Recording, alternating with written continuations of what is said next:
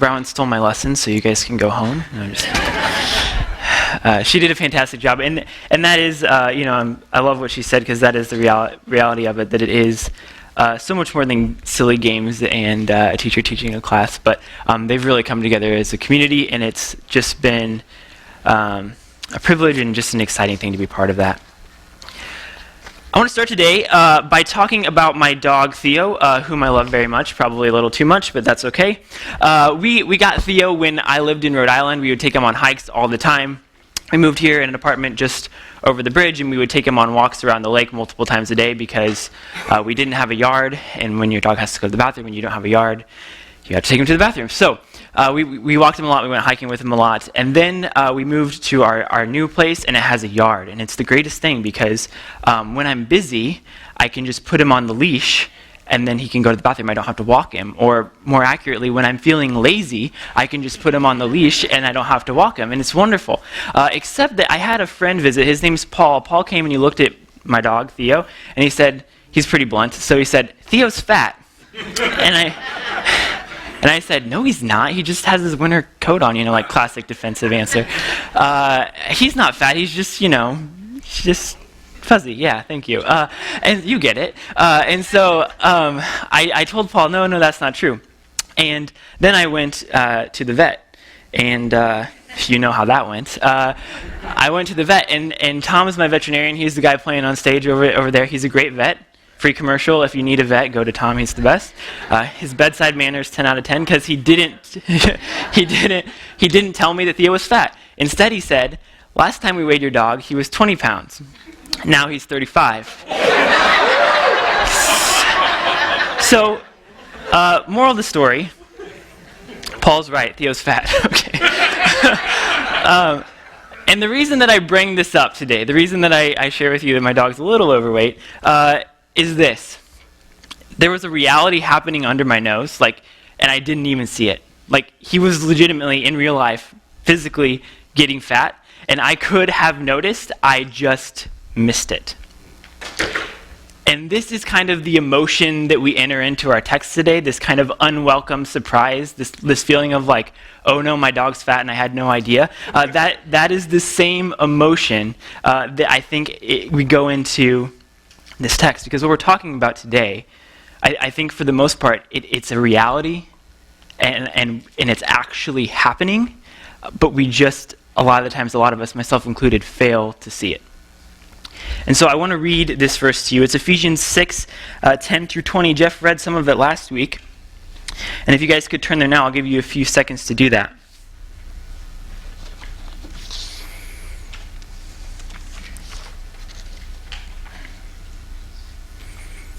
It says this: "Finally, be strong in the Lord and in the strength of his might. Put on the whole armor of God that you may be able to stand up against the schemes of the devil. For we do not wrestle against flesh and blood, but against rulers, against authorities, against the cosmic powers over the present darkness, and against the spiritual forces of evil in the heavenly places. Therefore, take up the whole armor of God that you may be able to withstand the evil day, and having done all, to stand firm. Stand therefore, having fastened on the belt of truth, and having put on the breastplate of righteousness, and as shoes for your feet, having put on the readiness given by the gospel of peace. In all circumstances, take up the shield of faith, with which you can extinguish the flaming darts of the evil one. And take up the helmet of salvation and the sword of the Spirit, which is the word of God, praying at all times in the Spirit with all prayer and supplication. To that end, keep alert with all perseverance, making supplication for all the saints, and also for me, that words may be given to me in opening my mouth boldly to proclaim the mystery of the gospel, for which I am an ambassador in chains, that I may declare boldly as I ought to speak." The reality of these verses is this: there is a fight for who you are, and there is a fight for who you are becoming. Now, typically when we talk about this fight and we talk about Satan and creepy things like that, we think about it either in terms of like a cartoon, a Sunday morning cartoon, or we think of it in terms of horror movies. So you have the devil, you think of red guy with horns and a pitchfork, which is just some weird, I don't know where that came from, but it's just some weird thing. Or we think of horror movies and we think of exorcisms and spinning heads and all this weird stuff. I don't watch a lot of horror movies, so I can't give you much details, but What I do know is that our idea of what spiritual warfare looks like is largely influenced by movies, and it's not super close to how the Bible actually talks about it. Because we're not dealing with a red guy with horns and a pitchfork, and we're not dealing with spinning heads, because this fight is a lot more common than what we typically think it is. Because when we talk about this fight, we're talking about your spirit, who you are in the core of your being. And we're talking about spiritual formation, how you are as a human being being formed.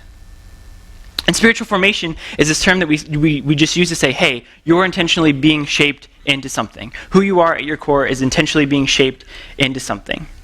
And when we use this term spiritual formation, we almost exclusively use it with how we talk about God. Like when we talk about spiritual formation, we usually mean it like, hey, we've allowed God to shape who we are. This is how we use it in the church. But as this verse says, God is not the only one with the ability to shape who you are, to form your spirit. That authorities, rulers, cosmic powers, and spiritual forces all have the ability to do this as well. Which basically means Satan and culture, and sometimes Satan using culture, all have the power to influence who you are, to form your spirit. And I think in that, we've arrived to the shock of this verse. This, oh no, my dog's fat and I had no idea moment. Because whether we realize it or not, there's a daily battle going on for who you are and who you're becoming. And if we acknowledge that to be true, then we're led to this conclusion that each and every one of us, from the day that we've been born, have been spiritually formed. And I think that's the shock of this verse, that you, as long as you weren't born today, you have been formed. Your spirit has been formed. You're not a blank slate, and we've allowed things around us, hopefully God, and I know other things as well, myself included, that there are things around us shaping us every single day. Not just in these wild extremes of exorcisms and head spinning and whatever, but every single day, culture, Satan, God, the things around you are shaping who you are. And as always the case in a battle, if you're not preparing for it, you're losing it. This leads me to the next thing, that this is big and scary because of how we work as people. But I want to talk a little bit more about our spirit, who you are in your core. Oftentimes in the Bible and in writing, your spirit can be described as the sum total of your habits. In other words, it's your habits that make up who you are at your core. This makes sense because a lot of the times when we talk about spiritual formation, we talk about things like prayer, we talk about things like fasting, journaling, all habits. And it's this idea that the things that we do over and over again are the things that begin to shape us. And since your habits shape your spirit, as we said, we've been participating in spiritual formation our whole lives, sometimes good and sometimes bad. Let me give you a few examples. You wake up in the morning, you check your cell phone right away. You do this every morning, spirit formed. You wake up in the morning, you watch the news every morning, spirit formed. The way that you handle your emotion, spirit formed. If you explode every time a hard emotion comes up, spirit formed. If you close people off every time a hard emotion comes up, spirit formed. How you give your time or don't give your time, if you just spend it all on yourself, spirit formed. If you start to give some away, spirit formed. But what I'm saying is every detail of your life, all these habits we do day in and day out, they form who you are. And this is the essence of spiritual formation. This is the essence of the battle. Not these crazy things, but these habits of your life. These habits that make you you. And it's a big deal, at least for me, because if I'm being shaped by the things around me, and I didn't know about it, it's going to take me some hard work to fix it, right? Like habits are hard to break. And I think when I talk about this, I know this is serious, like the tone in the room is very down, right? I'm sorry to do that to you guys, but this is a serious conversation. And I think it's a little scary sometimes because it deserves a lot of our attention and a lot of our work. But the good thing is, like we read in this verse, that God's provided us a way through this, like a path through it, and not as just like, hey, you're in the world on your own, good luck. So I want to talk about this way through, this armor of God that he's helped us do to get through this fight, this spiritual formation. I have no idea what's going on. You're good. So I want to talk about the armor of God that this verse is talking about. I want to get through these. They're kind of lumped into two sections, the first three and the last three. Everybody's laughing and I can't keep it. You're good. Don't feel bad. Just don't get mad at me because I can't go on. Okay, so where were we? Thank you. Whew, the topic for today. Yeah, glad. So we've talked about spiritual formation. That you and I, we've been formed every single day of our lives, and now God's provided us the path through, which is the armor of God. We're caught back up. And it's split into two sections. If you remember reading it, there's 3 in one sentence, 3 in the other. So I'm going to treat it just like that. The first 3, and then the second 3. The first is called the belt of truth. That in this fight, you...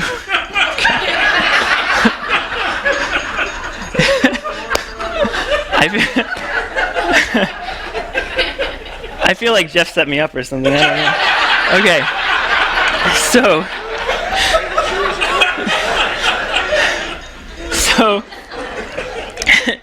So we have the belt of truth. Let's talk about the belt of truth in a serious way, hopefully. We'll find out. There's a war that's happening over who you are, and the content of this war happens over truth. What you decide to be true in your life. Which is no surprise that Satan's called the father of lies in the Bible, because that is his tactic in spiritual warfare. Think back to the story of Adam and Eve, right? Like God made Adam and Eve in the garden. God walked with his creation. God was united with his creation. Things were the way they were supposed to be. Then Satan comes into the picture, and what does he do? He lies. He said, sure, Eve, God's made you and you're fulfilled and you're whole and you're living as fully human, but what if you knew everything that God knew? What if you could be God? Wouldn't you be more fulfilled? Wouldn't you be more happy? Wouldn't you be more human if you could do that? And so you know the rest of the story. They get the knowledge, they eat the fruit, they're less happy than they were before, they're less fulfilled, they're less human, they get kicked out of the garden. And this lie of believing, hey, I'm God over God's God, makes them less human. And this is the essence of the lie that the lie that Satan gives us every day. Sure, God promises in the Bible that you'll have everything that you need. But do you really want to trust that? Wouldn't it be easier if you just worked a lot and got more money and you could control your own future? Wouldn't you be more happy? Wouldn't you be more fulfilled? Wouldn't you be more human if you were in control with the money that you have? And in doing so, you make money God, and you're less fulfilled, less happy, and less human. Sure, God secured your eternity. He says that you're meant for eternity with him, but wouldn't it be easier if you worked really, really hard, established a reputation, and created a legacy for yourself that will carry on into the future? And in doing so, you make your achievement God and become less human, less fulfilled, and less the way God intended you to be. Sure, God promises you joy, but do you really want to trust that?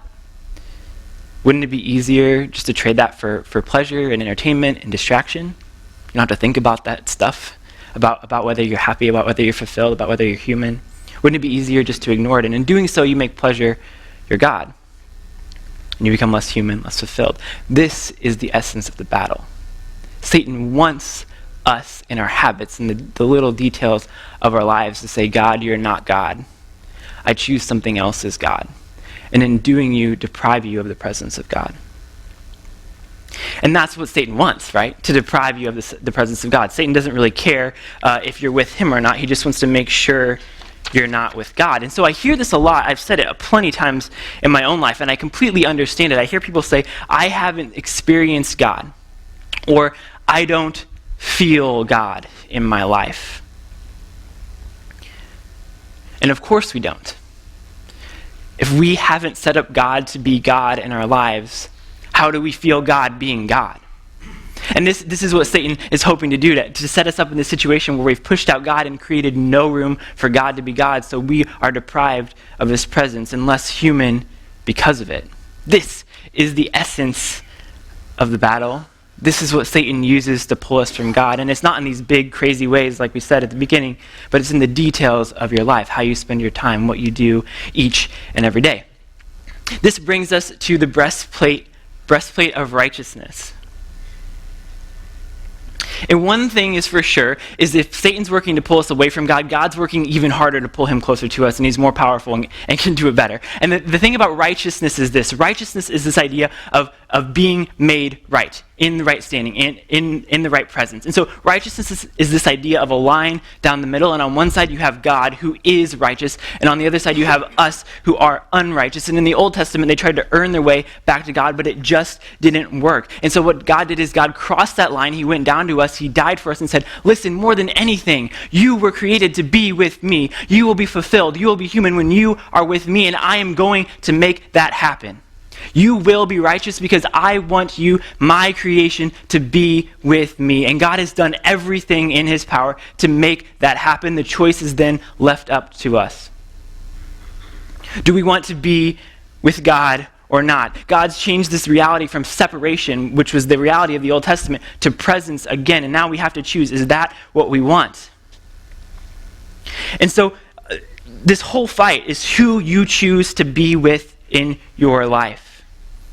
Righteousness made it possible, but are we taking advantage of it?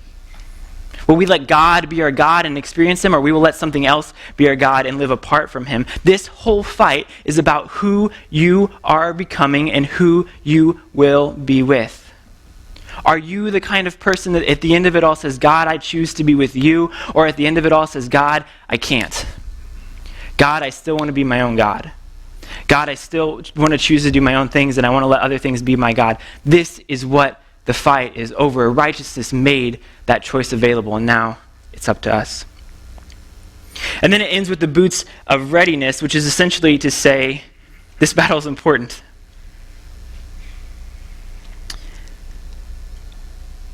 Don't wait idly by, because you are not an independent person. I think there's this, I like to think this about myself, that like, I'm intelligent and not stupid, mostly just not stupid, and don't fall for things, right? Like, I don't want to be tricked, you know what I mean? Like, I'm an independent man, and the only things that influence me are the things that I let influence me, which is like not true at all, right? But I think there's this lie about our independence as people, that we're only influenced by the things that we want to influence us, which is not at all true. You have like complete marketing departments of companies that prove that it's not true, and all the money being funneled into them because it's not true. And so the reality is this: don't stand idly by, because you're always moving one direction. Like, there's no standing still. You're either moving towards God or you're moving away from God. There's no standing still. And I think if you're not fighting to go towards God, then you're probably going the opposite way, because that's the way that this works. Don't stand idly by. Be ready, because the fight's already happening, whether you're aware of it or not. And so these first three are really great, because I think they kind of get like our head in the game, like that this is what the fight is over, this is what's happening. But then God also gives us a list of habits, of things to do actually in the fight. And you get to the last three of the armor of God. The next is the shield of faith. And I think when we usually talk about faith, we kind of talk about it wrong.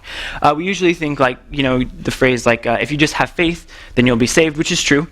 But oftentimes when the Bible talks about faith, and in this verse when it talks about faith, it's talking about your actions, about the things you decide to or not to do. It's like the rubber hitting the road of saying, God, you're God. It's like we talked about before, right? It's like, hey, money is my God. Like, I work really hard for money because I like control in my life, and money gets me control. But I'm not going to believe this lie that that's going to make me happy, fulfilled. Instead, I'm going to believe that God can make me happy and fulfilled. So, faith. I'm going to give up a little bit of my money. It's really hard for me because it's my God, but I'm going to give up a little bit of it in faith and let God be God and see what happens.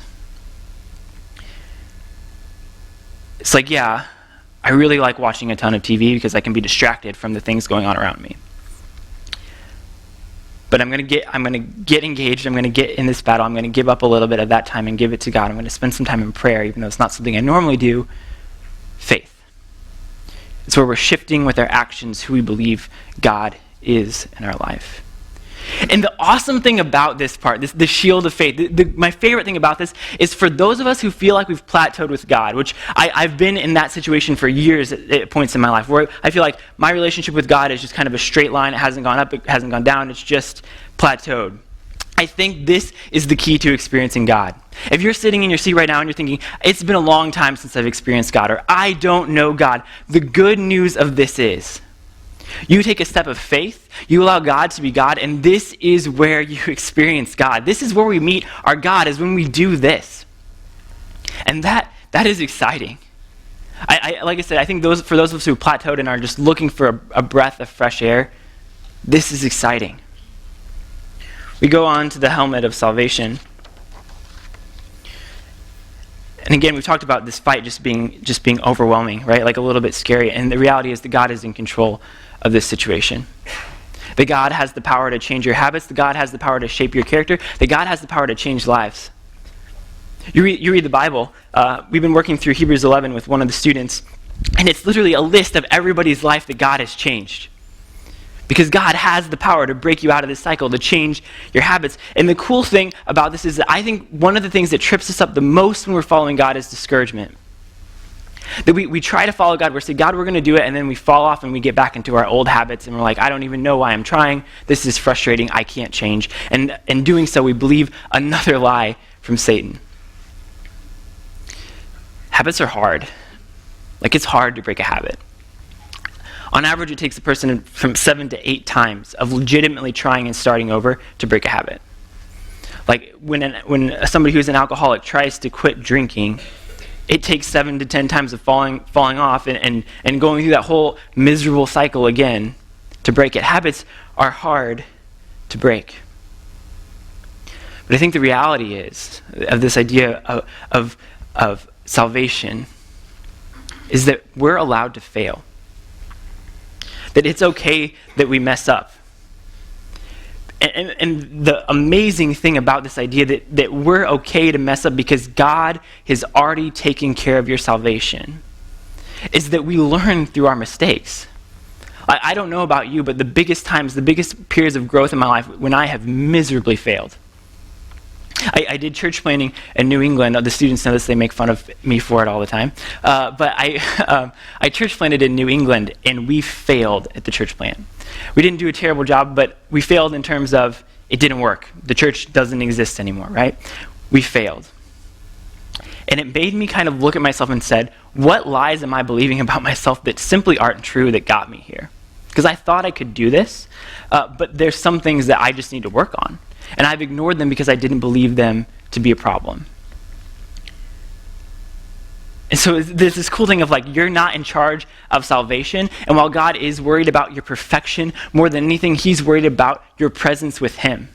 And God will use a failure in your life to draw you closer to him because it helps you check the lies that you've believed in. Yeah, maybe you said money's your God, but you ended up in a spot where you failed and you were not fulfilled and you were not happy.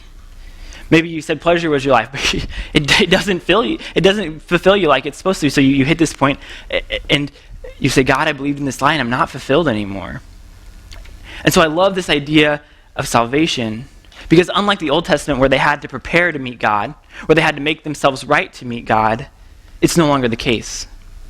We meet God to be changed. We don't change to meet God. Finally, we end with the sword of the Spirit.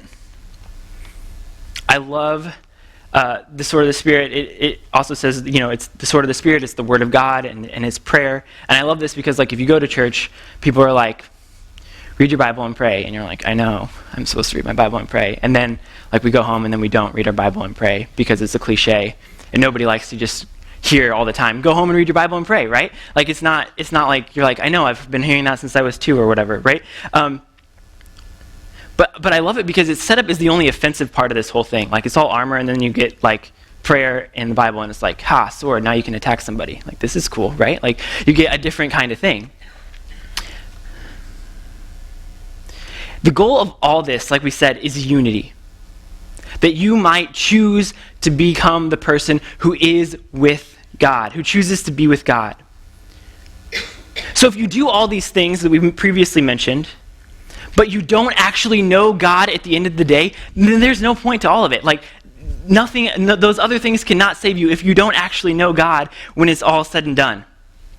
Guys, if we don't know how to pray, if we don't know how to communicate with God, if we don't know how to have a conversation with God, if we don't know how to search his heart, search his will, and understand it by reading the Bible, if we don't actually know him, by the time this is all said and done, then we've missed the point entirely. The most important thing, the weapon is that you might develop the habit of knowing your God.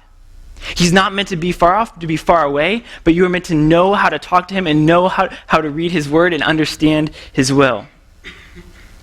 Because again, this fight is over who you're with. You are being shaped, and you are being shaped into this person who says, yes, I want to be with God. And the way that we do that is by knowing him. I tell the students all the time, it's like a friendship, right? Friendships don't go well if you don't know how to talk to your friend. Simple. Friendships don't go well if you don't understand the deeper parts of them. That's just how relationships in general work. And it's how our relationship with God works as well.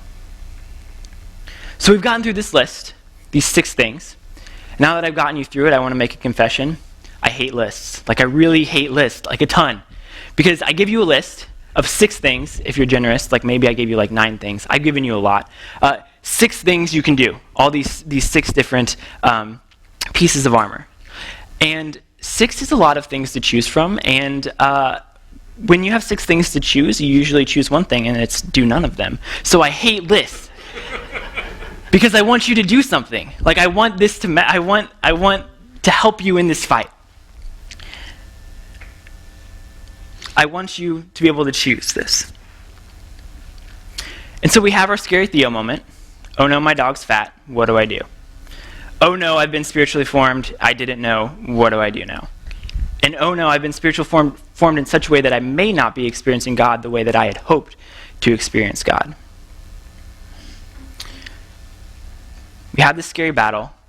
I think when I look at this, I don't always know what to do next. But the reality is, moments like this deserve our attention. They deserve our hard work. They deserve more attention and passion than you give your job. I love my job. I know lots of people in this room love their job and give hours and hours to it, but this fight deserves more than that. I love my wife. I love my family. But this fight matters more than that as well. It deserves more passion and energy than those things, even though they're important. This is why Jesus says, I will come and I will turn daughter against mother and son against father, not because he hates families, but because this is the most important thing. Who you are becoming and who you are going to be deserves your attention. I think in these moments where we're a little bit fearful about what's next, I think it only makes sense to go to the God who is in control and has the power to change who you are and our circumstances. So my challenge to you is this. Go to God. Pray. Because it's the most important thing. Because it's what we're destined for, is to be with God. Go to God, pray. But not in some quick like, hey God, help. I'm going to go to lunch now. Not like that, even though prayers like that are good too. But in a serious way of sitting down with God and say, God, I need your help searching my heart. I don't fully understand all the things that influence me, all the things that keep me from you, but I want you. God says, seek me and you will find. So I want to encourage you, challenge you to sit down with God and have this serious conversation of, God, search my heart. God, help me seek you. Reveal to me the things that control my habits, control my actions, control my thoughts.